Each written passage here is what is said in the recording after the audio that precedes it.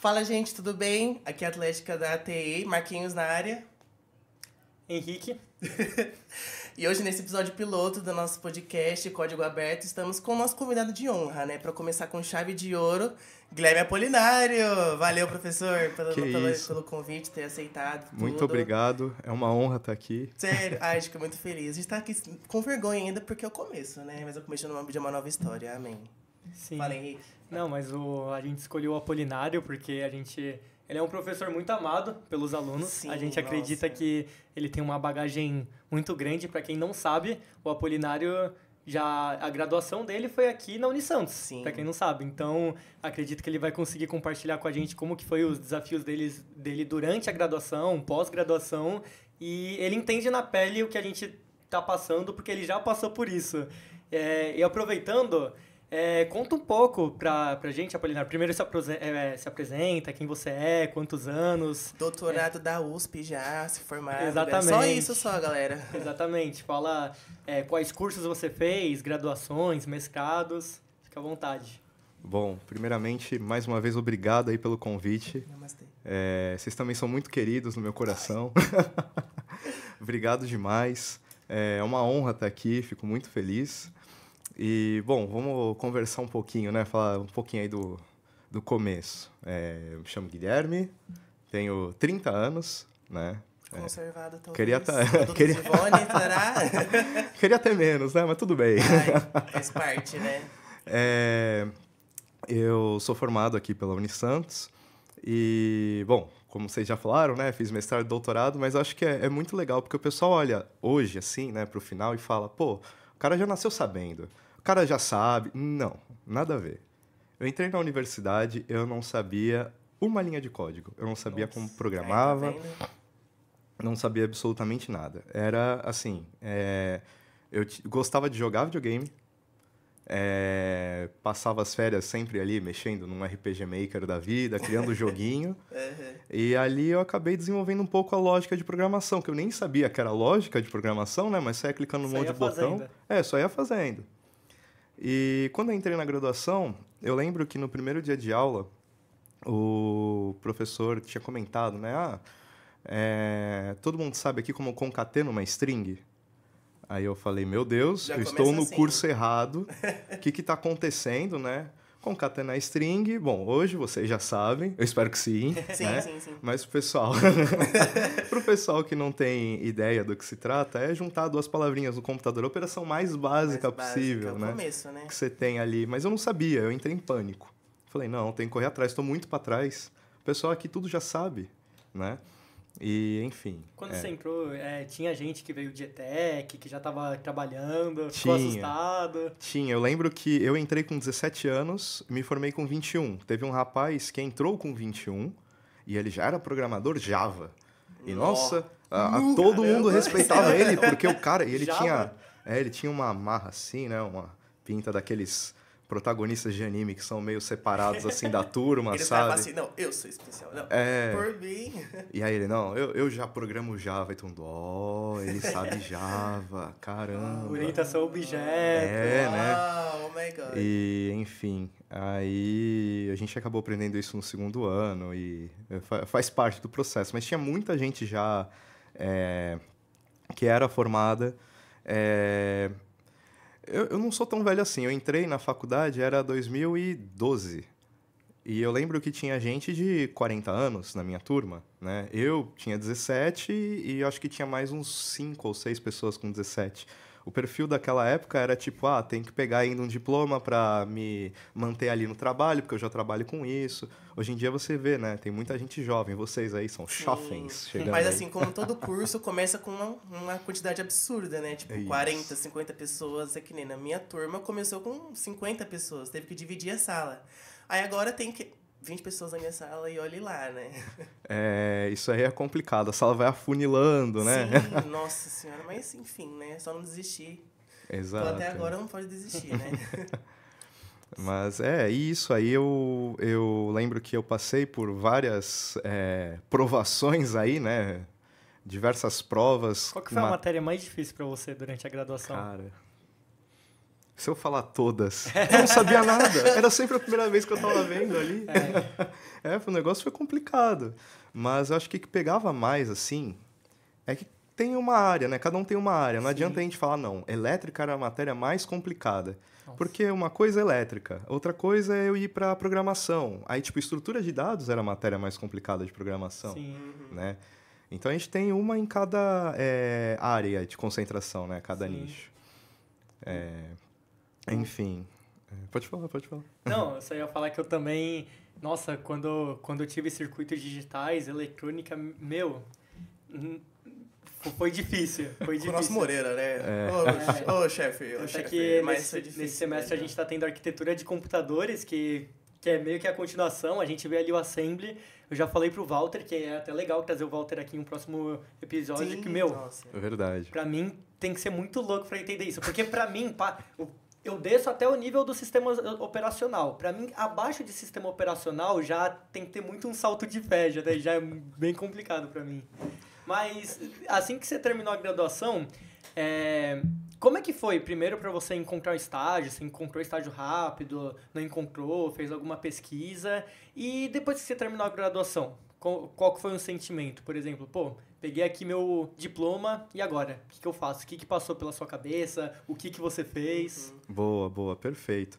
Bom, acho que a gente pode falar um pouquinho aí desse término da graduação, voltando um pouquinho para o segundo ano, né? No segundo ano, no começo do segundo ano, eu lembro que eu já tinha arranjado um estágio. Eu estagiei aqui dentro da universidade com o pessoal lá do setor de marketing. Caraca, olha só! Nada a ver com computação, né? Mas tinha algumas coisas ali que demandava, né? E isso no primeiro semestre. No segundo semestre, eu lembro que o grande professor Moreira chegou e perguntou na sala de aula: quem quer fazer iniciação científica? Aí o Guilherme, que já estava ali, né?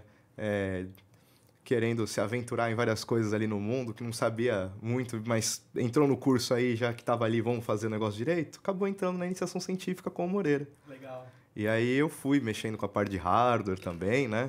Eu brinco com o pessoal que eu vou lá, eu escrevo lá if, né? Aí eu já sei quanto de eletricidade vai puxar aquele if, né? Vai puxar. Meu programa, ele é mais econômico ou não, né? Calma então. lá. Mas... Aí eu fiz a iniciação científica e já olhei e falei, cara, eu acho que eu quero ir para essa parte de pesquisa. Acabei indo para a parte querendo ver como que fazia joguinho, né? Porque eu entrei no curso até então, queria fazer videogame. Pelo joguinho, né? Pelo joguinho. E descobri que um pessoal no Japão fazia pesquisa vinculado com videogame. Eu falei, impossível, não é possível. Aquele joguinho que eu fico lá jogando em casa, minha mãe e meu pai ficam brigando comigo, que eu fico o dia todo no videogame. Tem gente que trabalha com isso e ganha dinheiro com isso, tipo, fazendo pesquisa fazendo ainda. pesquisa. Como não é possível. Aí eu comecei a puxar lá, correr atrás, vi que era o pessoal de uma empresa chamada Square Enix, né? Ah, sim. Do Final Fantasy e companhia aí, empresa famosa lá no Japão. Sim. E eu fiquei com isso na cabeça. Não, eu vou para lá, eu vou fazer isso. Aí eu lembro que passou o terceiro ano, né? Eu fui, nesse meio tempo aí, o professor Moreira conseguiu, né? A gente fez o trabalho, continuou o trabalho e eu acabei terminando a iniciação científica lá na USP já, na parte de microeletrônica, que eu tinha que implementar um circuito numa plaquinha chamada FPGA, né? Sim. Meu grande amigo FPGA. E vocês tiveram isso aí na aula, né? Pelo menos acho que... você teve, você vai ter. Calma lá, é por isso, vai ter. Boa sorte. E aí, no último ano, eu fiquei muito na dúvida, né? Na época eu ainda tinha TCC, eu falei, será que eu vou para o mercado de trabalho? Será que eu fico na parte da pesquisa? A gente sabe que aqui no Brasil não é muito beneficiado essa parte da pesquisa, do CNPq, né? Coitado.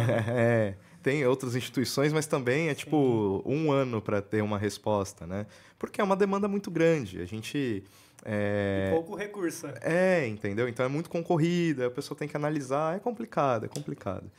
E eu fiquei pensando, eu lembro que eu perguntei até para alguns professores, será que vale a pena, né, continuar, não sei, será que vale a pena ir para o mercado de trabalho? Eu lembro que eu cheguei num dilema, assim, no último instante. Ou eu focava para terminar o TCC, pegava meu diploma de graduação, e fazia a prova do mestrado, que tem que fazer uma prova do mestrado, né, lá na USP.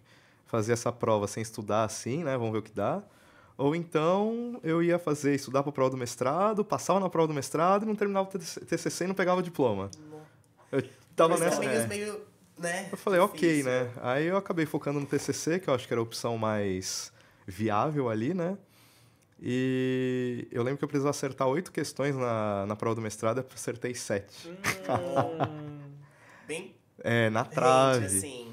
Aí eu aproveitei, isso foi em 2015, né? De 2016 a 2017 eu fiquei estudando, eu estava aqui no laboratório com o professor Moreira, correndo atrás, entendendo melhor do que eu ia fazer.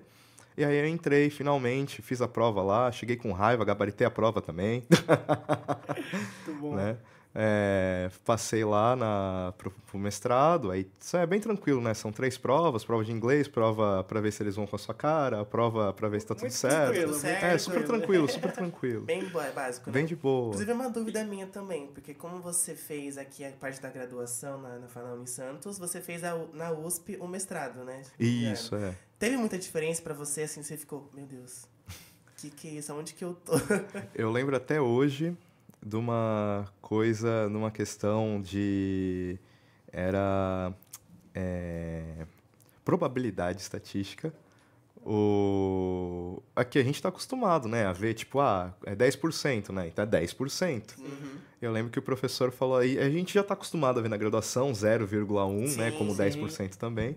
Mas eu lembro que o professor falou assim, isso aqui dá 0,1, 0,1, quantos por cento? Aí todo mundo olhou pra minha cara, como assim? Eu era desligadão também, né? Aí, enfim, isso foi, assim, o primeiro choque. Mas era engraçado porque eu fui pra parte de engenharia lá. E como era muito... Oi? Na Poli, isso, na engenharia elétrica. Sim. E como eu era muito maluco, assim, na parte de código, o pessoal lá não manjava nada. E eu chegava, vamos trocar aí. Você me mostra esses cálculos malucos aí que eu mostro como é que faz o código disso. Aí eu acabei fazendo essa permuta, né? Então, assim, aqui a gente aprende muita base, a gente tem muita base, né? Muita gente, às vezes, acaba comentando, por que eu vou aprender C? Você não serve pra porcaria nenhuma. Gente, fundamentos. O C é o mais básico. Se não for isso, vocês vão aprender COBOL. Deus me livre. A matéria já fala, fundamentos de eletrônica. Eu pequei muito nisso, mas são fundamentos, não tem como tirar, Se a gente não entende os fundamentos das coisas, como é que a gente vai conseguir aprender uma linguagem nova depois? Sim, e eu não sei você, mas talvez eu seja meio louco, assim, porque às vezes eu tô lá, tô no trabalho, mexendo com Flutter, aí eu tô usando lá uma função. Aí eu fico pensando, se eu tô passando esses parâmetros por essa função, certeza que essa função tá implementando uma árvore, isso aqui é uma lista ligada e tal coisa. Então, é muito legal você aprender as bases, porque você já começa a entender como é que funciona por debaixo dos panos. Já pensar além, né? Exatamente. Verdade, aí, quando você tem algum bug, algum problema, muitas das vezes você já consegue ir direto na causa raiz, do que ter que ficar pesquisando. Teve até um ponto bem interessante que na matéria que ele dá pra gente esse semestre, que é sistemas distribuídos. Alguém chegou pra ele e falou assim, professor, você sabe utilizar o serviço lá da Redshift, EC2, que é da AWS, isso, aquilo outro, começou a utilizar um monte de sigla assim. Aí o professor, o Apolinário, eu nunca usei. Mas, deixa eu dar uma olhada aqui. Ele deu 5 minutos do que era o serviço, esse serviço aqui é igual tal conceito de sistemas distribuídos, então funciona assim assado. Então ele não precisa se especializar na AWS, porque ele já tem uma base, porque a base, é muito difícil mudar algo na base, né, pra não falar impossível. Então, você sabendo a base, você já fica preparado pra muita coisa ali no mercado de trabalho. Sim, e até um ponto, complementando, um ponto legal que você falou, é porque muitas pessoas que estão ali no primeiro, segundo ano, até mesmo quando já está no final da faculdade, eu tinha muito esse pensamento, mestrado não é pra mim, porque mestrado eu preciso ser um gênio e eu preciso, ser aquela pessoa que tá desde o primeiro ano fazendo iniciação científica, lançando artigo, isso, aquilo, outro, sendo muito bom em matemática, sendo muito bom em eletrônica. Bom em tudo. Exato, para ter uma chance de passar ali na prova do mestrado. E o Apolinário já mostrou que, obviamente, ele teve que estudar, ele mostrou aqui que não é algo tão simples, mas que também, às vezes, a gente não precisa se cobrar tanto nesse nível, né? Que é um sonho muito possível. E durante ali o mestrado, você já comentou em alguma aula que você estagiou, trabalhou em algo no Itaú. Como é que foi isso? Onde que isso se encaixa na sua trajetória? Boa. Isso aí foi um pouquinho mais pra frente, né? Terminando o mestrado, eu acabei fazendo os contatos lá em São Paulo e tudo mais. Depois eu acabei entrando no doutorado, né? Aí veio a grande pandemia. E aí um amigo meu, também formado aqui, o Stefano, grande abraço pro Stefano também. Opa! Beijo, mãe, também te amo.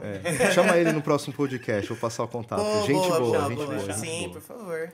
Ele tá trabalhando lá no Itaú também, né? Legal. Ele tem muito a agregar. O cara manja demais, assim, na parte ótimo. de back-end e tudo mais, né? Mas ele comentou...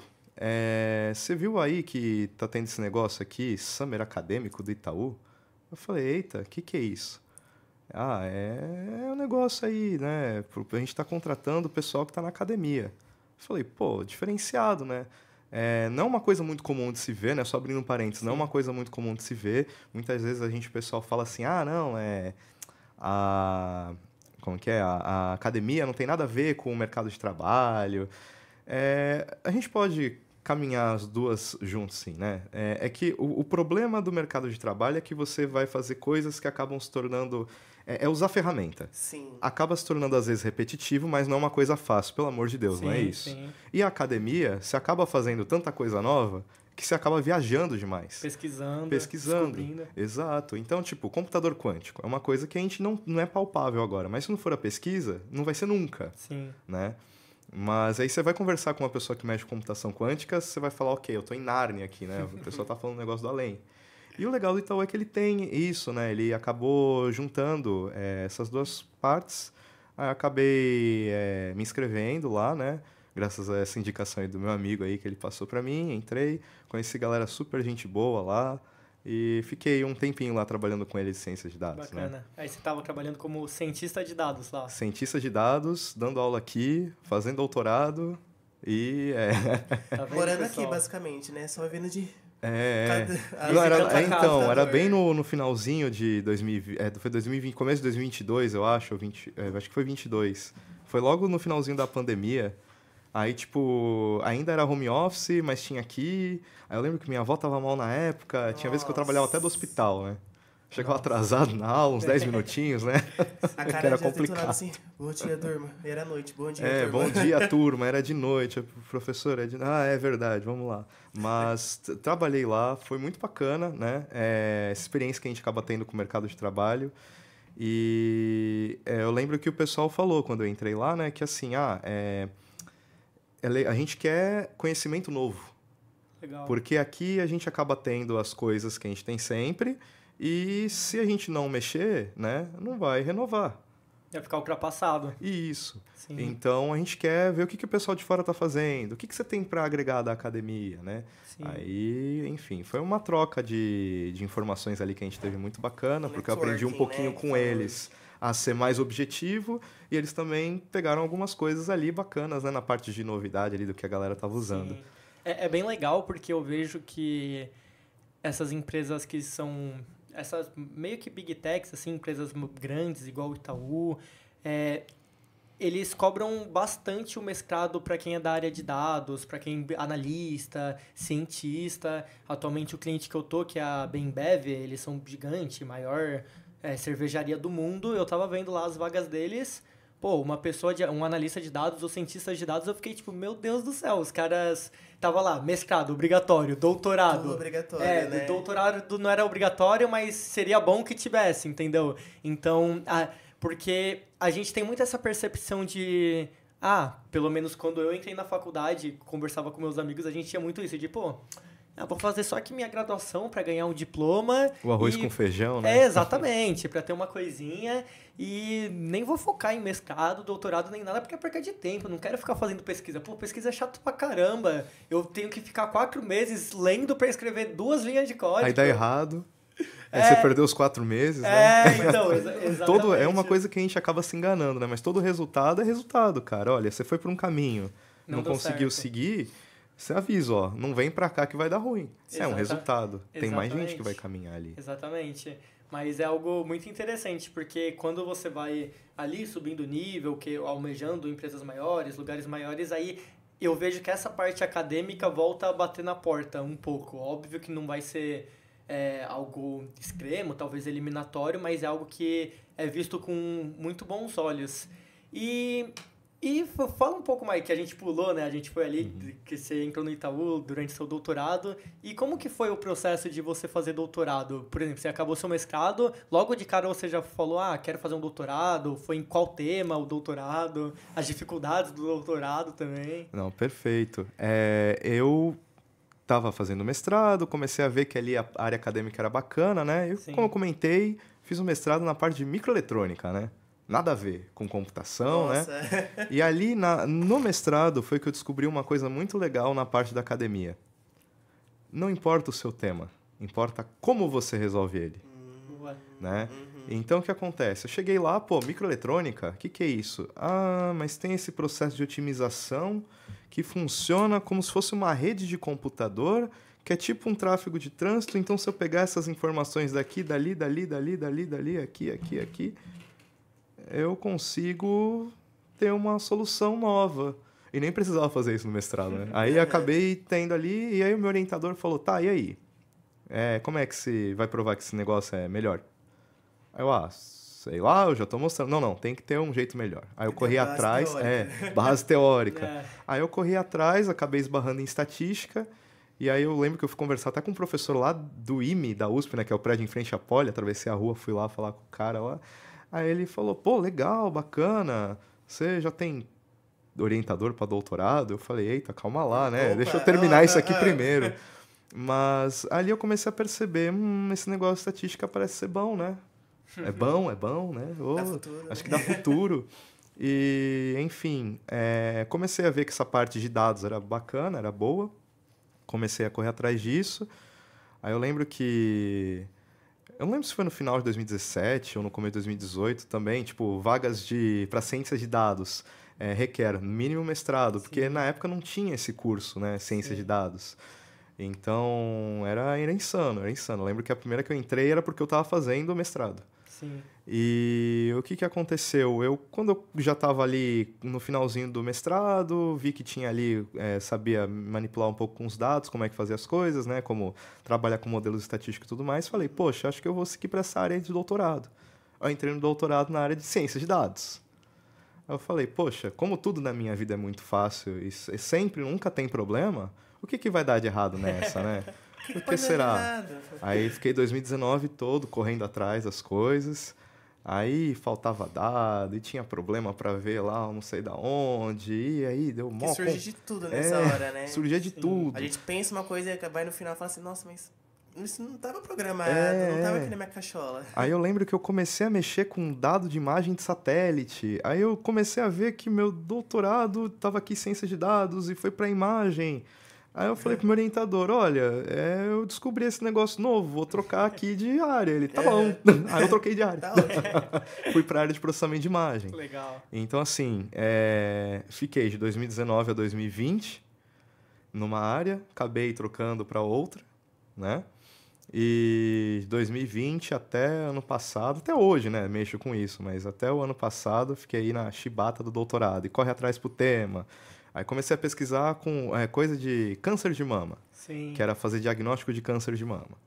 Aí tinha que correr atrás, ia lá no Hospital das Clínicas, trabalhei com o pessoal do Hospital das Clínicas. E os dados? Não tem dado, troca de tema. Troca. Mas eu tenho um modelo, mas não tem dado, então tá bom, troca o tema. Aí quando tem dado, o dado vai, por exemplo, vai até tal mês, aí depois muda. Aí eu lembro, o problema é dado, então beleza, já sei o que eu vou fazer. Eu encontrei um site na internet sobre quadrinhos antigos de 1950. Tudo copyright free, né? De boa o pessoal pegar e poder fazer trabalho acadêmico, científico, essas coisas. Aí eu olhei e falei, vou baixar aqui alguns quadrinhos. Aí eu lembro que ficou umas 2 semanas baixando, assim, diretão. Aí eu cheguei pro meu orientador e falei, olha, eu tenho 3 terabytes de imagem, eu acho que dá pra gente trabalhar agora. Ele, é o quê? É isso aí. Tem coisa que eu nunca imagino, 3 terabytes de imagem. Eu tô acostumado, sei lá, 1 giga já acho grande. E imagem, né? Então, 3 terabytes, imagina um mundo, sei lá, o tamanho dessa imagem. Aí eu comecei a treinar essa parte de restauração de imagem, né? Então você pega lá a imagem antiga, o quadrinho de 1950, meio ruinzinho, como é que você vai fazer pra deixar Full HD? Aí corri atrás, montei um modelo para isso. Aí eu mas não tava muito confiante, não. Eu falei, não, eu acho que vai dar um BO, vou correr atrás de mais um outro tema. Aí eu acabei indo conversar com o pessoal lá da farmácia da USP e falaram, a gente tem aqui uns problemas aqui de segmentação de vasos sanguíneos, porque a gente está testando um certo medicamento e tudo mais. Tem como ajudar nós? Tá bom, vamos lá. Vamos ajudar nós, então, né? Ajudar nós que ajudar nós aqui. Todo mundo sai feliz. Certeza. Aí também montei lá, e tava isso engatilhado, e nesse meio tempo consegui os dados do câncer de mama. Legal. Aí legal. Pro outro tema. Aí eu tô com 3 resultados Sim. aqui. Já posso publicar os 3. Qual que eu vou escolher aqui para publicar, então? Aí eu acabei pegando, fiquei com um dos quadrinhos, escrevi um dos quadrinhos. Aí lá na minha dissertação, tese de mestrado, doutorado, acabei colocando um monte de quadrinho, mangá, One Piece, por aí vai. É uma coisa que a gente nem imagina, tipo, doutorado é coisa séria, né? Coisa séria. Não, coisa, coisa séria. Veja bem, é coisa séria. Eu estou melhorando a qualidade de quadrinhos de 1990. Preservação histórica, pô. Preservação histórica, é sério. Né? Então, como você trata o problema, né? E não qual é o tema. Nossa, eu quero fazer mestrado na área de televisão, porque eu gosto muito de TV. Tá, e qual solução nova que você vai fazer? Quero fazer doutorado, você tem que propor uma inovação. O que você vai propor de novidade de TV? Acho que hoje em dia as TVs estão muito legais, né? Você vai querer colocar o quê? Perninha nela? Um frigobar do lado, né? Tanta coisa já. Tanta coisa. Aí, tipo, beleza, é difícil. Agora, sei lá... eu vou tentar emular o CRT, né? A TV de tubo na TV nova aí, porque videogame antigamente ficava mais bonito. Sim. Né? Existe esse mito aí. Será que é verdade? Fica pro próximo podcast. Fica pro próximo. Mas assim, e aí você tem que propor uma novidade e tem que trazer essa novidade, né, virar realidade. Mas desses 3 temas que você comentou, um foi a publicação dos mestrados e os outros viraram artigo? Como é que Não, foi? então, um foi do doutorado em si, do doutorado, isso aí. perdão. Eu montei tudo lá no doutorado, tudo bonitinho. Publiquei, tá correndo patente aí para umas coisas e, enfim, é top secret. Segredo de Estado. Segredo de Estado. Corta. Cortar, né? Vai cortar. Tô brincando. Mas vai ter, tem isso daí. Ao do câncer, tá em stand-by. Eu continuo contato com o meu grupo de pesquisa, né? A gente, o pessoal da Faculdade de Medicina da USP, aí tem o professor Giovanni, que ele é lá do Reino Unido, tem o pessoal da Poli também, né? Que são os engenheiros. E tem também o outro que eu estou engatando aí nessa nova empreitada aí da vida, continuando com a parte de pesquisa, que é a parte das células, né, dos vasos sanguíneos, de segmentação e tudo mais. Então, assim, continua aí e tá produzindo. Dá pra ver fazendo alguma coisa. Não, dá pra ver também que é só tema tranquilo, né? Caracterização do câncer de mama, vaso sanguíneo, restauração de imagem. De 1950. Aí tu vê o pessoal, o pessoal do Reino Unido, faculdade coisa de medicina. Simples, né, menina? Nossa, e eu acho muito legal porque hoje em dia você é orientador de iniciação científica, né? Inclusive, meu orientador, graças a Deus. Tem que entregar o relatório, hein? Tem que entregar o relatório, hein? RS.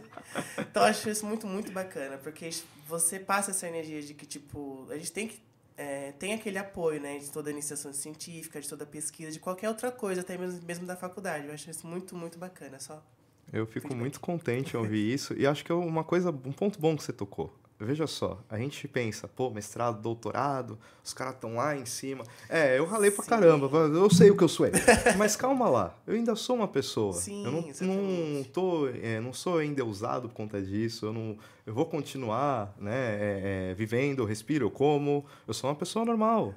Eu sou uma pessoa normal que correu atrás dessas coisas e consegui. E eu acho que, assim, a ideia aqui é a gente democratizar essa parte de pesquisa. Pesquisa é para o povo. Sim. Não adianta nada eu escrever um paper, escrever um negócio que ninguém entende e pronto, eu guardei para mim. Tem um conhecimento, fica para mim. Que legal, hein? Não vou contar para ele. Para quê? Legal, inventei um jeito, né? Vacina para o câncer. Pronto, como é que a gente vai resolver isso? Não divulga. Por quê? Sabe? Então, ou então o cara escreve um paper lá com aquelas equações matemáticas que você olha e fala, meu Deus, que tá acontecendo aqui. Vai aquela lousa inteira, assim, cheia de cálculo. Eu fico... Onde que vai isso? Eu achei que o cara tava querendo divulgar e não atrapalhar, né, a pesquisa. Porque você acaba se baseando na pesquisa dos outros para continuar a sua. Sim. Né? Então, é aquela coisa. Do mesmo jeito que o pessoal fala que tem música para músico, né, eu acho que não tem essa de pesquisa para pesquisador. Tem que ter pesquisa para todo mundo. Para todo mundo, né? sim. Às vezes tem umas que são muito específicas. Então, por exemplo, tem gente que não é muito fã de jazz porque o tempo é meio quebrado, é meio estranho e tudo mais. Mas o cara que é músico vai olhar para aquilo e vai falar, uau, fantástico aqui, a inversão de escala que ele fez, o pulo, não sei o quê. O cara vai, às vezes, pegar aquele paper, né, o que tem as equações matemáticas malucas, e vai falar, pô, isso aqui, na verdade, é para mim, vou fazer alguma coisa assim, né? Então, o maglev no Japão surgiu assim, né, o trem-bala lá deles. Sim. E o legal também disso que você comentou é que muitas das pesquisas, elas são open source, o código, né? Fica lá no GitHub. Até lembrei de recentemente do DeepSeek, né? Que é totalmente open source. Então, para quem não conhece, tava aí a OpenAI, que é a empresa dona do ChatGPT. E os modelos deles, os códigos, são todos fechados. Ninguém tem acesso, né? A gente sabe como funciona mais ou menos, porque eles lançaram papers, etc e tal, mas o código em si é proprietário. Aí, passou um tempo, né? Veio a China, basicamente, e divulgou o DeepSeek, que é um código totalmente aberto, é mais leve do que o ChatGPT, e é muito engraçado de como a tecnologia também, ela caminha muito com questões geopolíticas, de economia, porque quando o DeepSeek ele foi divulgado para o público, tava lá os Estados Unidos, NVIDIA com as ações lá em cima, DeepSeek, pum, caiu tudo. Porque antes eles vendiam que, para rodar aqui o modelo de inteligência artificial de IA generativa, precisa de uma placa de vídeo top, NVIDIA isso, RTX aquilo, um monte de coisa, pipipi, e a NVIDIA tava lá em cima. Aí chegou a China e falou, não, mas peraí, não é bem assim. Então, são pontos muito, muito interessantes esses de pesquisa. E um ponto que eu gostaria de perguntar é, para você, você já falou, né, que pesquisa tem que ser democrática, que todos têm que entender, mas para você, qual que é o perfil, por exemplo, se tiver um aluno que ele está pensando em entrar em um mestrado, se ele não está... Ele está em dúvida se depois da graduação ele inicia um mestrado, se ele não inicia, o que você recomendaria para ele? Tanto para ele estudar, quanto para correr atrás? Como que ele consegue ter a certeza que o mestrado realmente é para ele? Boa, perfeito. Assim, vamos lá. Realmente, tem perfis, né? Existe gente que vai fazer uma pesquisa muito boa, vai fazer gente que vai fazer uma pesquisa mais ou menos.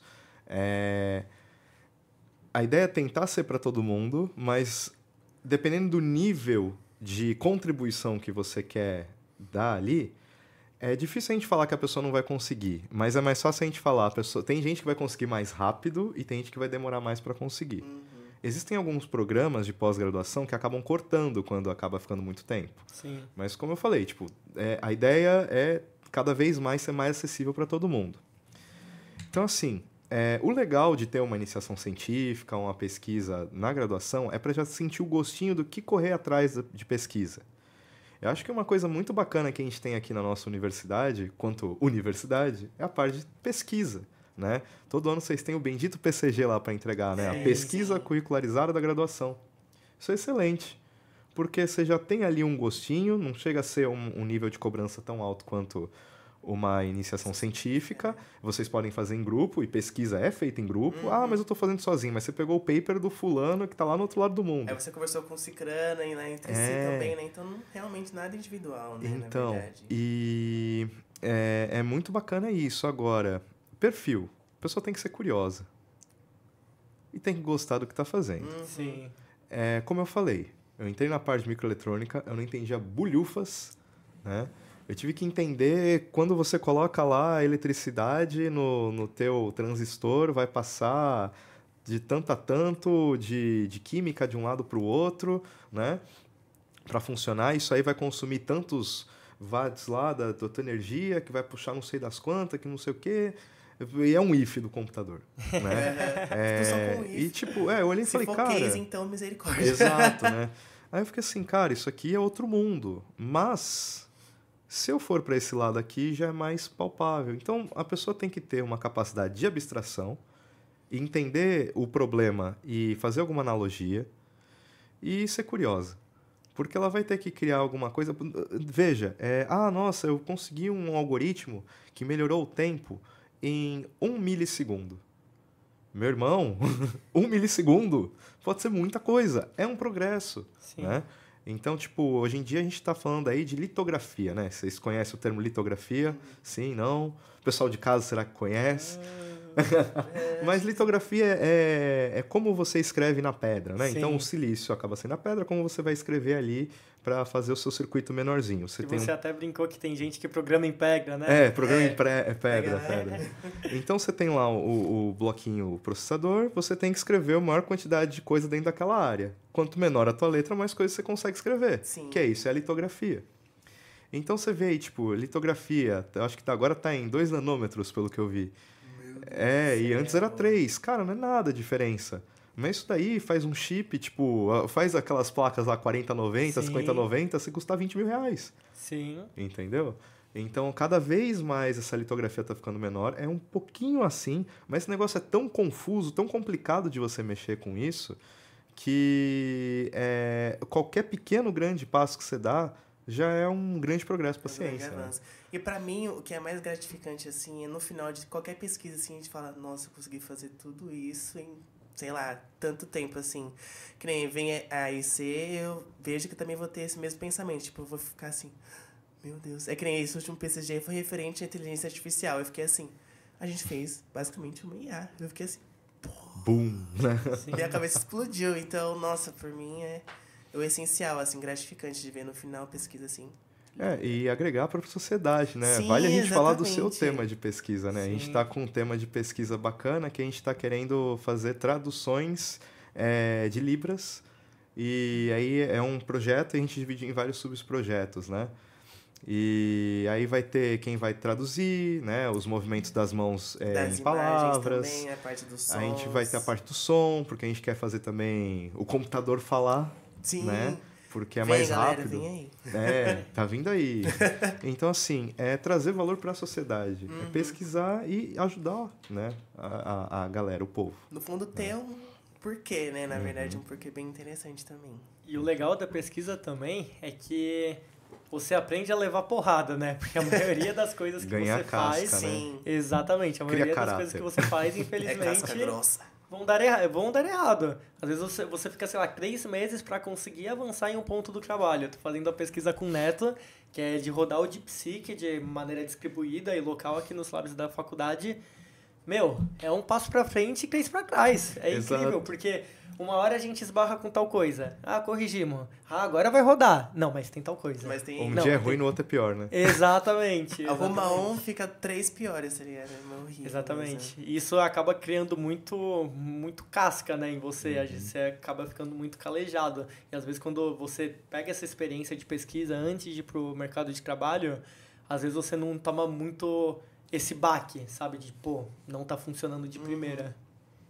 Questão de organizar projeto, né? Como eu comentei, eu troquei o tema aí 4, 5 vezes no doutorado, né? Sim. E vamos, cara, baixa a cabeça e vai, não tem essa. Depois, quando eu vi que o segundo já ia ter que trocar, eu falei, não vou deixar a bola cair antes, não, vou correr atrás. Tem que correr atrás. Haja terapia. Bom, nesse finalzinho de podcast, professor, de novo, a gente quer agradecer muito pelo convite que você ter aceitado. A gente fica muito, muito feliz mesmo. O que você achou? Você gostou do nosso podcast? A gente continua. Se quiser, a gente para agora. Para a gravação. Achei muito bom. Se deixar, eu falo aqui até 2030. Vocês já conhecem. Isso também, a gente é língua solta. Com vocês. Vocês são os hosts aí, né? Os hosts, eu agradeço demais o convite, mais uma vez, né? Estou muito grato de estar aqui, fico muito contente. É uma iniciativa maravilhosa. Eu acho que, mais uma vez, divulgação, né? Sim. Num meio que a gente está aí, no ônibus, pegando, né, na estrada, ouvindo um podcast. Aí aparece aí no YouTube, no Spotify, já pensou? Inclusive, né? Aparece o seguinte corte.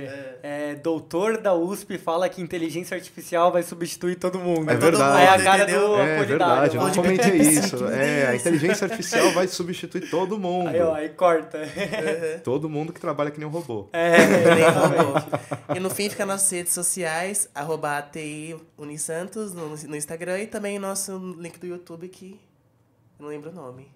ATI. ATI, né? Ó, esse cara sabe mais do que eu sou vice-diretor de marketing. Então fica nisso, galera. Então, até o próximo episódio. Agradeço muito pela compreensão.